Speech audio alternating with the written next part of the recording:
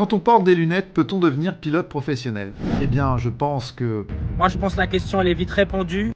je porte des lunettes depuis que j'ai commencé à devenir pilote, que ce soit professionnel ou pilote de loisirs. Il faut savoir que quand on veut devenir pilote professionnel, il y a une visite médicale obligatoire. On appelle ça la visite médicale de classe 1. Elle est valide pendant 1 an, soit 12 mois, quand on a moins de 40 ans. Cette validité tombe à 6 mois, donc il faut la renouveler 2 fois par an quand on a plus de 40 ans. Énormément d'examens sont effectués, notamment au niveau de la vue, de l'ouïe, mais également le système cardiovasculaire, le système neurologique et tout un tas de tests. Même si vous avez des lunettes ou quelques problèmes de santé, il faut savoir qu'il existe des dérogations. Ça va être au cas par cas. C'est le médecin qui délivre l'aptitude qui va décider ou non de vous la donner si vous avez des troubles médicaux. Je ne peux pas rentrer dans les détails car ça va être au cas par cas. Si vous souhaitez devenir pilote privé, il existe également la visite médicale de classe 2. Celle-ci, elle est valide 60 mois, soit 5 ans quand on a moins de 40 ans, et la validité tombe à 2 ans, 24 mois quand on a plus de 40 ans. Également, on va vérifier tout ce qui va être vu, oui, bien sûr le système